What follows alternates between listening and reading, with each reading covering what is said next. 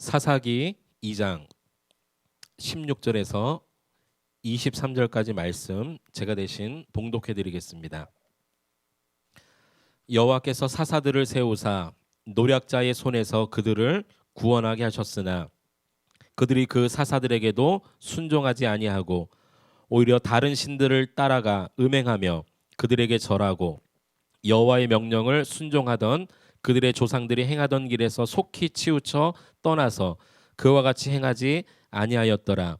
여호와께서 그들을 위하여 사사들을 세우실 때에는 그 사사와 함께 하셨고 그 사사가 사는 날 동안에는 여호와께서 그들을 대적의 손에서 구원하셨으니 이는 그들이 대적에게 압박과 괴롭게 함을 받아 슬피 부르짖음으로 여호와께서 뜻을 돌이키셨음이거늘 그 사사가 죽은 후에는 그들이 돌이켜 그들의 조상들보다 더욱 타락하여 다른 신들을 따라 섬기며 그들에게 절하고 그들의 행위와 패역한 길을 그치지 아니하였으므로 여호와께서 이스라엘에게 진노하여 이르시되 이 백성이 내가 그들의 조상들에게 명령한 언약을 어기고 나의 목소리를 순종하지 아니하였은즉 나도 여호수아가 죽을 때에 남겨둔 이방 민족들을 다시는 그들 앞에서 하나도 쫓아내지 아니하리니 이는 이스라엘이 그들의 조상이신 조상들이 지킨 것 같이 나 여호와의 도를 지켜 행하나 아니하나 그들을 시험하려 함이라 하시니라. 여호와께서 그 이방 민족들을 머물러 두사 그들을 속히 쫓아내지 아니하셨으며 여호수아의 손에 넘겨주지 아니하셨더라. 아멘. 오늘 조금 본문이 깁니다. 사실은 사사기 2장 전체를 또 보면서 말씀을 나누면 참 좋겠지만 또 본문이 너무 길어서 오늘 본문이 해당되는 본문만 함께 읽었습니다. 오늘 말씀의 제목을 한번 따라해 보시겠습니다. 약속, 시험, 사랑. 저에게는 두 딸이 있습니다. 지금은 이제 고등학생과 또 중학교 3학년이 된 두 딸인데요. 이 딸들이 어릴 때에 아주 아기 때 집에서 술래잡기 놀이를 했습니다. 숨기 놀이를 한 것이죠.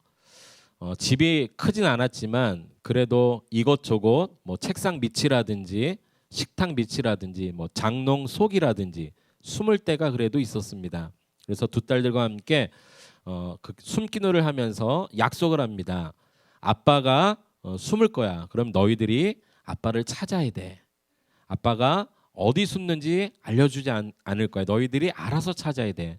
또 역할을 바꿔서 너희들이 숨을 만한 곳에 숨어봐. 아빠가 찾을 거야. 그리고 열을 셀 거야. 이렇게 약속을 합니다. 그리고 그 약속대로 열을 숫자를 세고 난 다음에 찾기 시작합니다.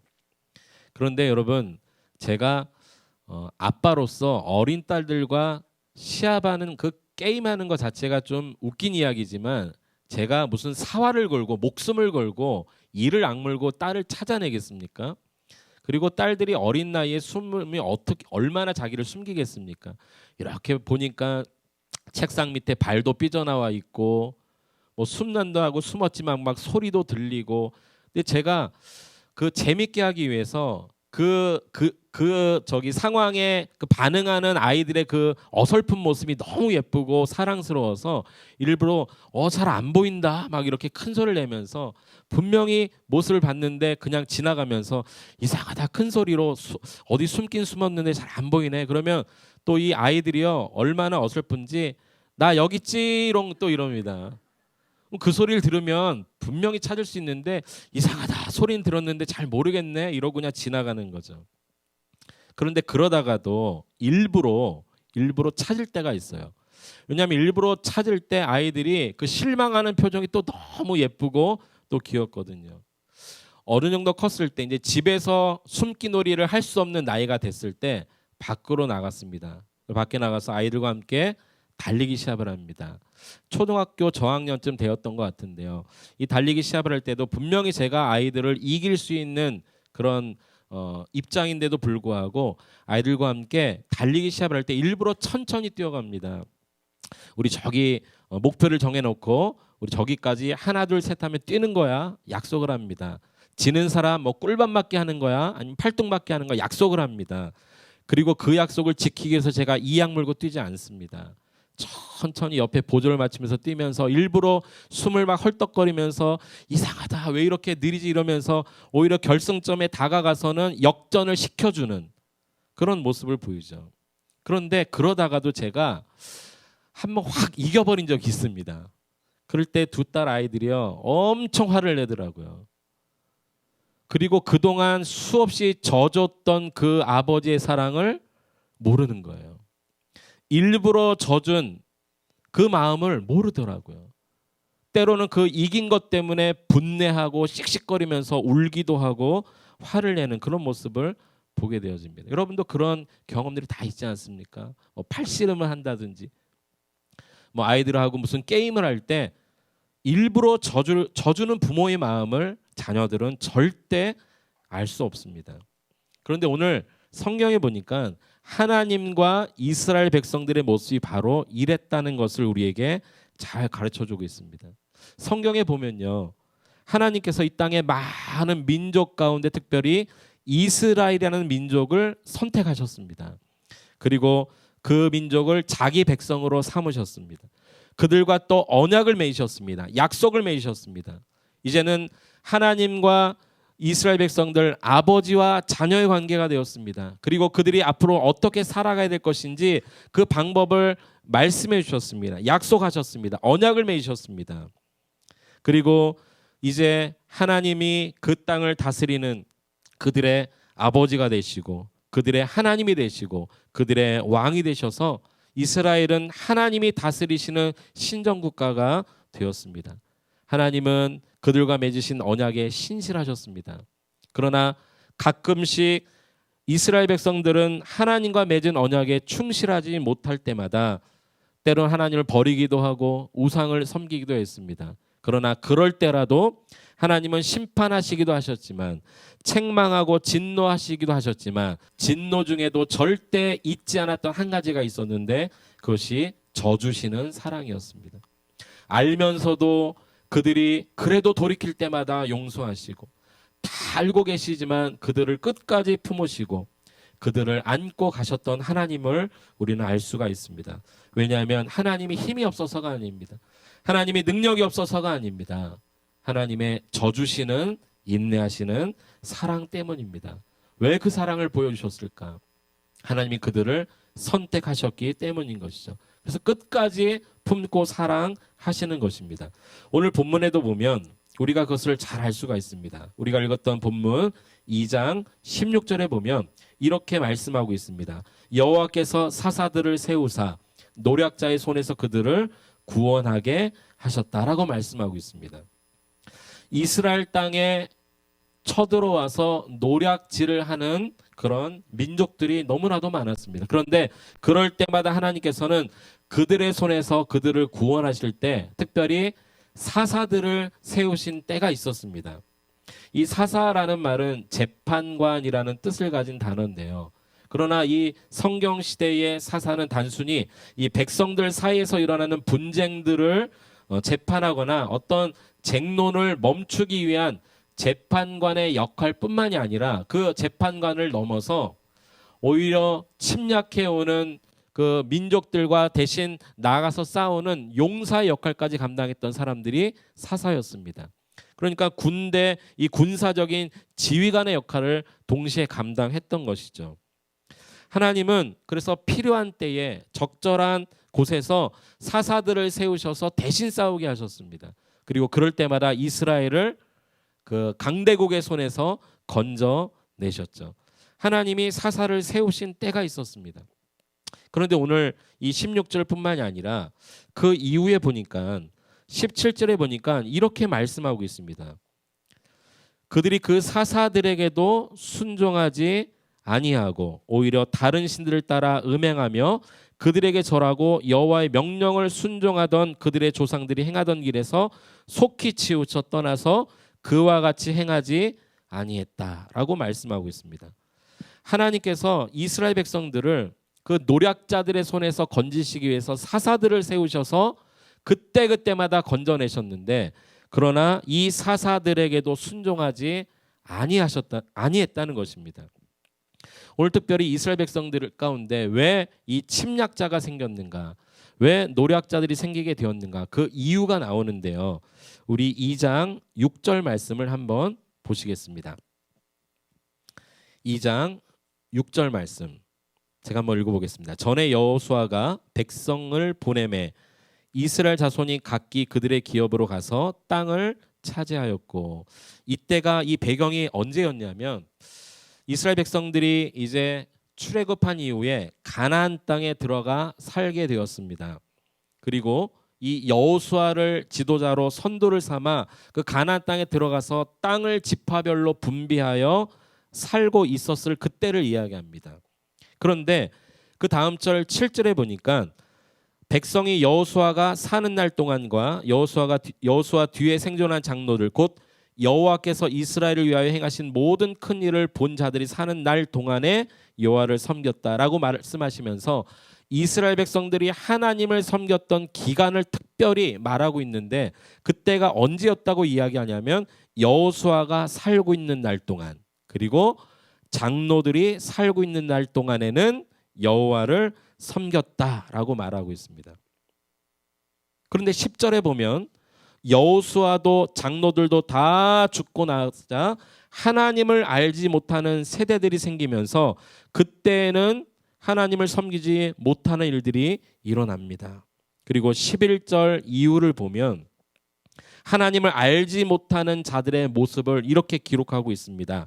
제가 한번 읽어볼 테니까 여러분 눈으로 한번 보시기 바랍니다. 이스라엘 자손이 여호와의 목전에 악을 행하며 바알을 섬기고 애굽 땅에서 그들을 인도하여 내신 그들의 조상들의 하나님 여호와를 버리고 다른 신들 곧 그들의 주위에 있는 백성의 신들을 따라 그들에게 절하여 여호와를 진노하게 하시되 곧 그들이 여호와를 버리고 바알과 아스타롯을 섬겼으므로라고 말하고 있습니다.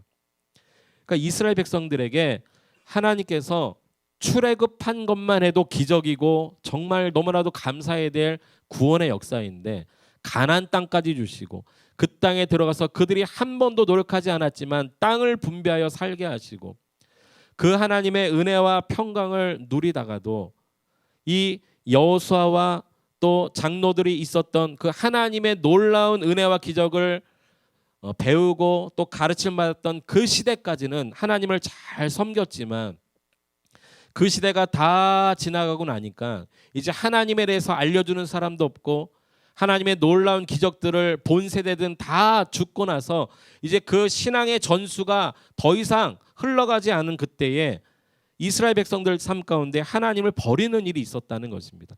오히려 하나님을 버릴 뿐만이 아니라 다른 신을 선택하고 다른 신을 자기의 왕처럼 섬겼던 그때가 있었다는 것이죠. 이것보다 더 무서운 말씀이 있습니다. 15절에 보니까 이렇게 말씀하고 있습니다. 그들이 어디로 가든지 여호와의 손이 그들에게 재앙을 내리시니라고 말씀하고 있습니다. 여러분, 어디로 가든지 무엇을 하든지 하나님께서 이 하나님을 알지 못하여 하나님을 떠나 우상들을 섬겼던 이 이스라엘 백성들을 어디로 가든지 재앙을 내리셨다는 것입니다. 어디로 가든지 하나님께서 그들과 함께 하시지 않았다는 것입니다. 여러분, 이마만큼 무서운 말씀이 어디 있을까요? 여러분, 만약에 저와 여러분들이 어디를 가든지 무엇을 하든지 하나님이 우리를 떠나셨다면, 오히려 하나님께서 무엇을 하든지 재앙만 내리신다면 여러분, 그것보다 더 큰 심판이 있겠습니까? 그것보다 더 무서운 징벌이 있겠습니까? 그런데 이스라엘 백성들은 그러할 때가 있었습니다.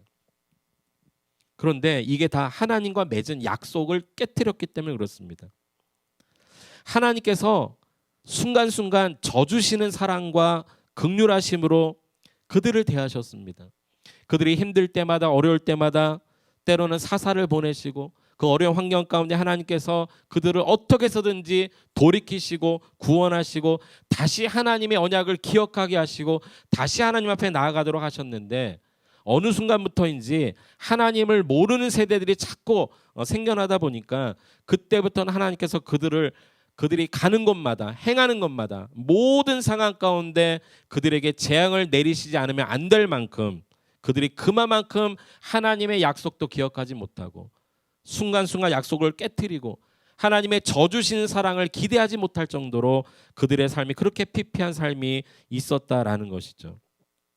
그런데 여러분, 이렇게 베푸시는 하나님의 사랑, 이러한 이스라엘 백성들의 반역, 여러분 이러한 상황 가운데서도 그럼에도 불구하고 하나님은 끝까지 그들을 사랑하고 계셨다는 것을 오늘 우리에게 잘 가르쳐주고 있습니다. 이 하나님을 속히 떠나 우상을 섬겼던 이 타락했던 이스라엘 백성들과는 전혀 반대로 그럼에도 불구하고 끝까지 하나님의 이 긍휼을 베푸신 사랑을 잊지 아니하셨다라는 것입니다. 오늘 우리가 성경 말씀 우리 2장 22절 말씀을 한번 보시도록 하겠습니다. 2장 22절에 보면 이렇게 말씀하고 있습니다. 이는 이스라엘이 그들의 조상들이 지킨 것 같이 나 여호와의 도를 지켜 행하나 아니하나 그들을 시험하려 함이라 하시니라. 이 말이 무슨 말이냐면 하나님께서 이스라엘 백성들이 가는 곳마다 재앙을 내리시긴 하셨지만 그 재앙 자체가 목적이 아니라 그것이 바로 시험하시는 것인데, 그 시험을 왜 하셨냐면 그의 조상들처럼 하나님과 맺은 그 약속을 그들도 지켜 행하나 안 지키나 그것을 보시기 위해서 재앙을 내리셨다는 겁니다.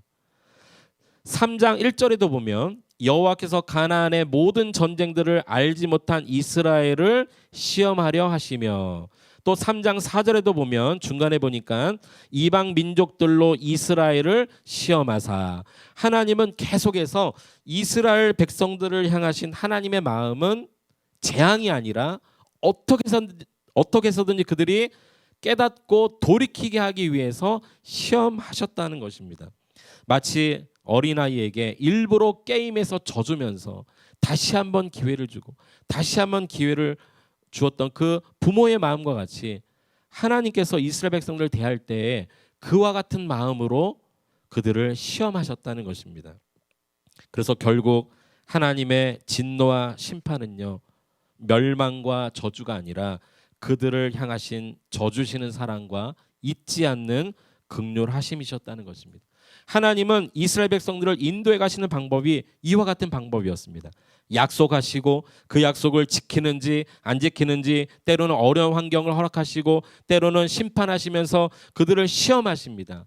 그리고 어떻게 해서든지 돌아오는 자들을 잊지 아니하시고 긍휼을 베푸시고 다시 그들을 사랑하시기로 마음에 품으십니다. 이 약속과 시험과 사랑이 한 사이클처럼 계속해서 돌아가고 있는 사건이 바로 성경에 나오는 수많은 이야기들입니다. 오늘 하나님이 우리를 그렇게 인도해 가신다는 것이죠. 여러분 삶 가운데 최근에 어떤 어려움을 당하셨습니까? 무엇이 시험이라고 생각되어지는 문제가 있으십니까? 그 시험은 우리를 힘들게 하려고 주시는 시험이 아닙니다.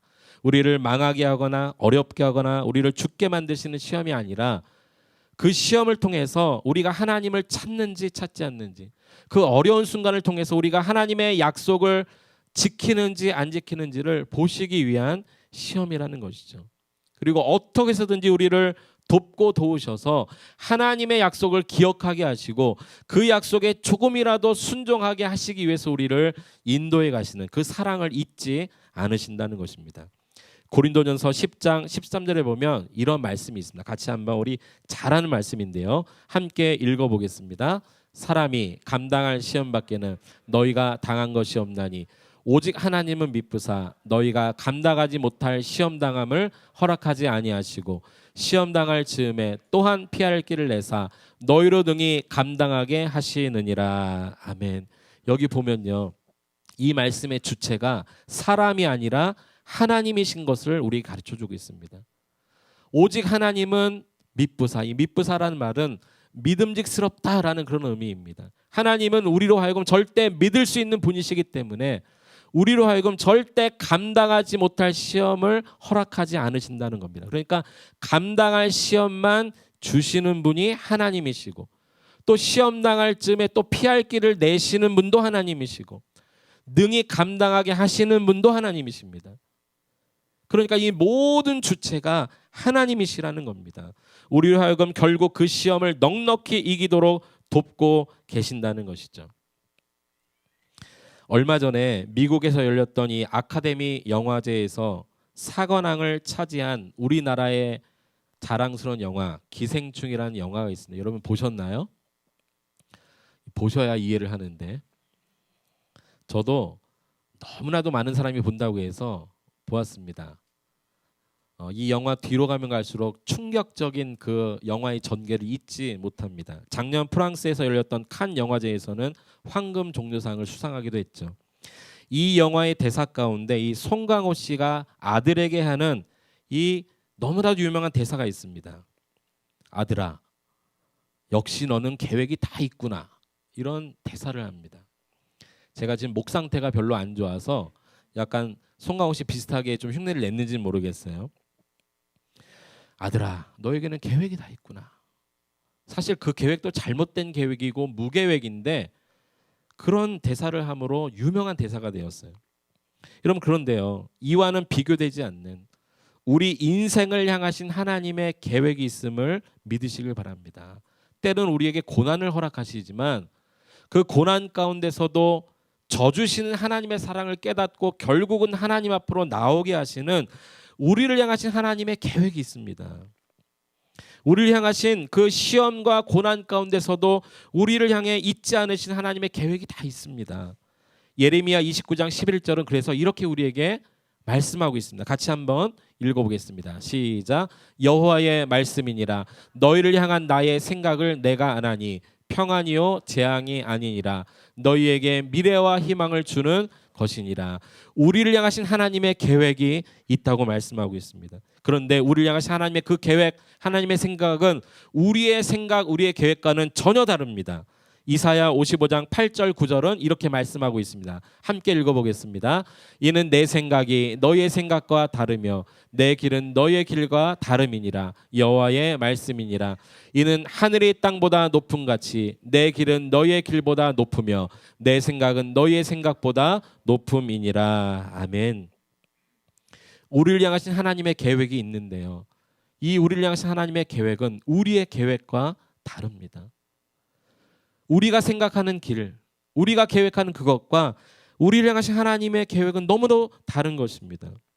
그래서 하나님은요, 우리와의 약속을 지키시는 방법도 우리가 생각하는 방법과 다를 수밖에 없습니다. 때로는 우리에게 고난이 올 때, 어려움이 올 때 왜 하나님이 우리를 이러한 삶 가운데 우리를 집어넣으실까? 왜 이런 수렁텅이 같은 것을 우리를 빠뜨리게 하실까? 이것은 우리가 생각하지도 계획하지도 못한 일인데 라고 우리는 생각하면서 하나님을 원망할 수도 있습니다. 그러나 우리를 향하신 하나님의 계획이 우리의 계획과 다르기 때문에 우리를 인도하신 하나님의 방법도 다르다는 것을 우리는 잊지 말아야 됩니다. 그래서 결국 우리는 나중에서야 깨닫게 되어지는 것이죠. 아, 이것이 하나님의 위로였구나. 아, 이것이 하나님의 사랑이었구나. 아, 이것이 하나님의 계획이었구나. 우리는 그때서야 알게 되어집니다. 그래서 저는 하나님을 생각할 때마다 이렇게 생각되어져요. 아, 하나님은 역시 고단수이시다. 우리가 생각하지는 못하는 생각을 하시고 우리가 전혀 계획하지 않았던 방법으로 우리를 인도해 가시니 하나님은 우리보다 훨씬 고단수시구나라는 것을 생각할 때가 있습니다. 지난주에 제가 말씀을 나누면서 제가 어떤 부대에서 군 생활을 했는지를 잠깐 나눴는데요. 저는 군 생활을 아주 첩첩산중 산 속에서 했습니다. 그런데 하루에 3번씩 초소에 나가서 근무를 서는데요. 산속이다 보니까 여러 가지 그 나무 종류, 열매 종류가 이 산에 널려 있어요. 제가 제일 좋아했던 달이 있었는데 6월입니다. 6월. 6월이 왜 좋았냐면 6월은 오디가 나는 오디철이거든요. 여러분 오디라고 혹시 드셔보셨나요? 이 오디가요, 초소 또 철책 주변에 이 나무가 거의 다 오디인데 오디나무인데요. 이 6월달에 오디가 얼마나 많이 열리는지 이 근무를 나가면 근무도 서지만 몰래 오디도 따먹습니다. 그런데 오디를 따먹고 부대 들어갈 때 걸리면 안 되니까 안 먹은 척하고 들어가거든요. 그런데 역시 우리보다 더 오랫동안 군 생활을 하셨던 이 일찍 사관들은요 고단수예요. 부대 복귀할 때 총기를 검열하고 총기 반납을 합니다. 이 총기함에 총기를 집어넣는데요. 그럴 때 갑자기 이러는 거예요. 모두 다 입 벌려 그러는 거예요. 이 오디를 따먹고 막 손에 묻은 거 이런 건 다 지웠지만 이 혓바닥을 지울 수가 없는 거예요. 혓바닥은 이 오디를 먹으면 이렇게 보라색으로 찐보라로 이렇게 물들거든요. 그래서 그렇게 걸리고 또 엄청 혼났습니다. 그래서 안 되겠다 싶어서 그 다음에는요 이 수통에 물을 담아가니까 복귀할 때 이 수통을 물을 마시면서 얼마나 입을 헹구고 들어갔는지 몰라요. 그런데 역시 고단수는 고단수예요. 일찍 사관들이요 입 벌려 입을 벌렸는데 입을 깨끗이 썼으니까 안 걸리죠. 그랬더니 갑자기 이해봐 그러는 거예요.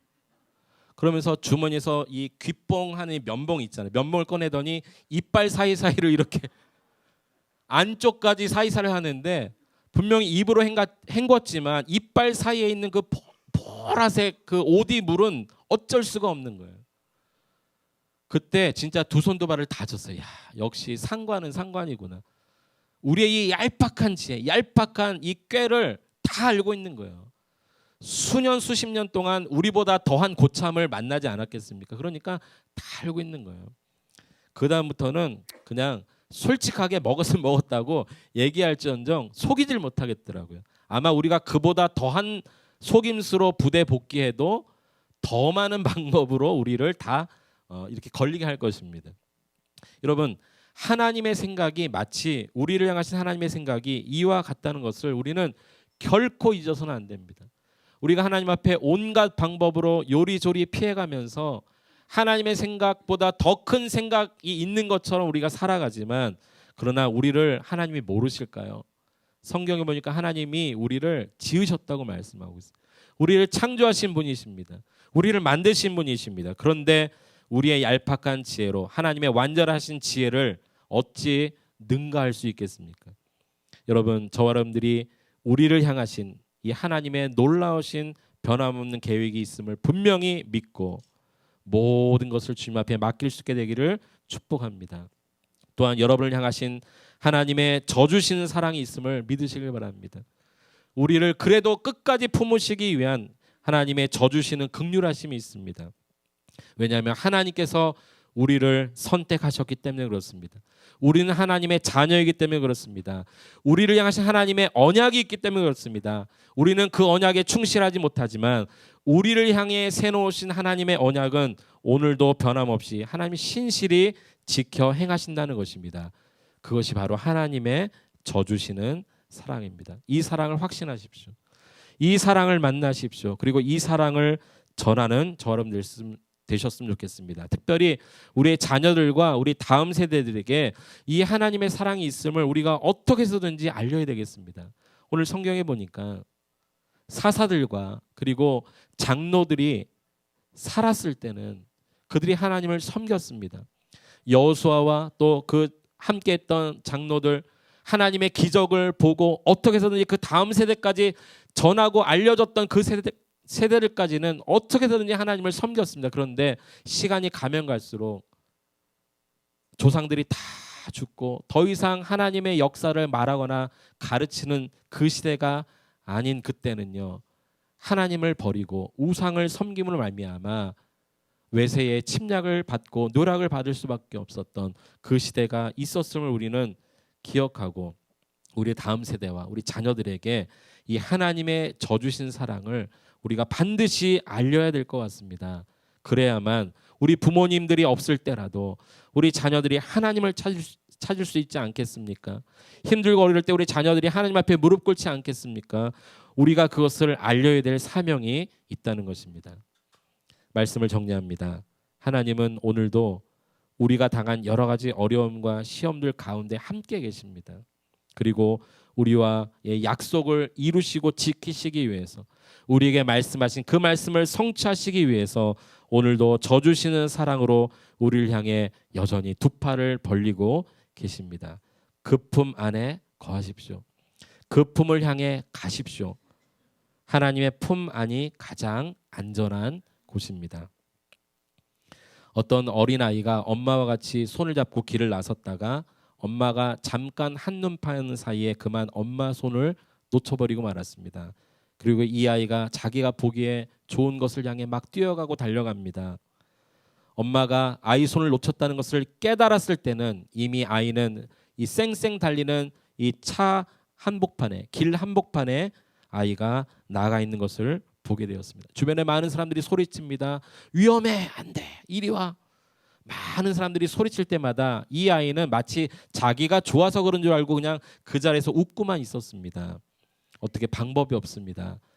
그때 이 엄마가 취한 행동이 바로 이러한 행동입니다. 엄마는 바로 그 자리에서 무릎을 꿇었습니다. 그리고 그 아이를 향해 두 팔을 벌리고 환한 미소로 아이를 향해 미소를 보냈습니다.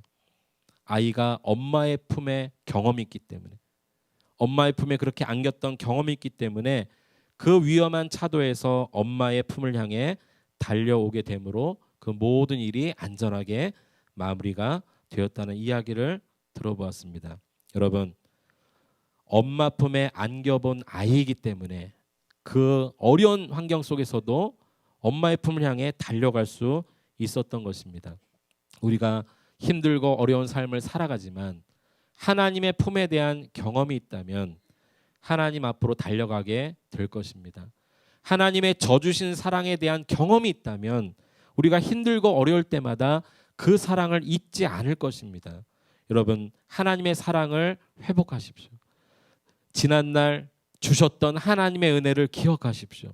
그리고 그 앞으로 달려 나아가서 오늘도 우리를 향해 신실히 이행하고 계시는 이 하나님의 언약, 하나님의 약속을 나도 이제는 지켜야 되겠다, 나도 이제는 순종해야 되겠다, 주님 앞으로 달려나가는 저 여러분 될 수 있기를 예수님의 이름으로 축원해 드립니다.